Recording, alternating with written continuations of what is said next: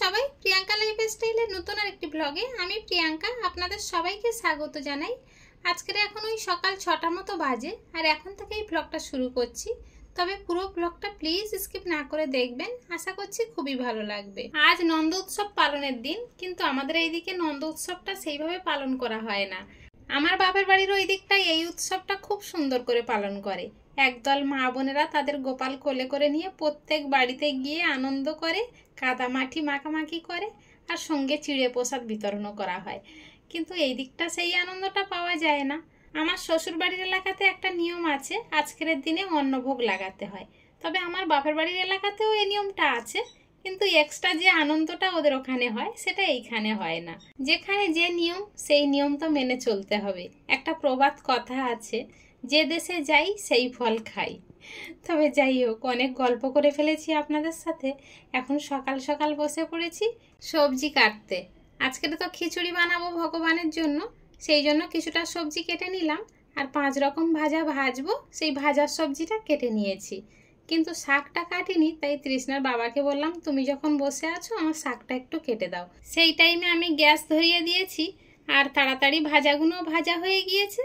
আর এখন ওই খিচুড়ির সবজিটা ভেজে নিচ্ছি। গতকাল রাত্রে পুজো সেরে 3টের দিকে শুয়েছি আর সকালে মনে হচ্ছিল না যে উঠি। তার উপরে সংসারের কাজ সেরে যখন স্নান করেছি আর কোনো কাজ করতে ইচ্ছা করছে না। তবুও তো এগুলো করতে হবে, বাড়ি তো কেউ করার মতো নেই, আমি না করলে ভগবানের তো ভোগ লাগানো যাবে না। শরীরটা একদম ভালো লাগছে না, তাই ভাবছি দুপুরের জন্য আর এক্সট্রা কিছু রান্না করব না, এই প্রসাদ থাকবে, সবাই একটু করে খেয়ে নেবে। তারপরে সন্ধ্যায় গিয়ে না হয় কিছু রান্না করে নেওয়া যাবে। সবজি মুগ ডাল ভেজে নিয়ে খিচুড়িটা এখন বসিয়ে দিয়েছি। আর 5 রকম সবজি তো আগে ভাজা হয়ে গিয়েছিল, শাকটাও ভেজে নিয়ে এখানে ঢেকে রেখেছি। চলুন এই ফাঁকে ঠাকুরঘরটা সুন্দর করে গুছিয়ে নিই। এদিকে কাজ করতে করতে খিচুড়িটাও হয়ে যাবে। আর আমার গোপাল সোনা তো সারা রাত ঘুমায়নি, এইভাবে বসে রয়েছে। এখন স্নান করিয়ে অন্নপ্রসাদ দিয়ে ভোগ লাগিয়ে কিছুক্ষণ পরে শয়নে দিয়ে দেব। ওদিকে ঠাকুর ঘরের কাজ সারতে সারতে এদিকে আমার খিচুড়িটাও হয়ে গিয়েছিল। তবে তৃষ্ণার বাবা আজকের বাড়ি ছিল বলে একটু আমার সাহায্য করতে পেরেছে। ঠাকুর ঘরের কাজ করতে করতে না হলে বারবার উঠে যেতে হতো রান্নাঘরে। তৃষ্ণার বাবা ছিল বলে একটু খিচুড়িটা নাড়ানাড়ি করতে পেরেছে, না হলে নিচে লেগে যেত। আর আমারও একটু তাড়াতাড়ি হয়ে গেল। তবে গরম খিচুড়ি একটু হাওয়া দিয়ে ঠান্ডা করেই তারপরে ভগবানের ভোগ লাগাচ্ছি। ঠাকুর ঘরে ভোগ লাগানো পর্যন্ত কিন্তু আমার কাজ শেষ নয়। গতকাল অনেক রাত্রে তো পুজো হয়েছে, কেউ প্রসাদ নিয়ে যেতে পারেনি। এইবারে সবাই একে একে আসবে প্রসাদ নিতে, তাদেরকেও তো প্রসাদ দিতে হবে, তারপরে নিজে একটু রেস্ট নেব।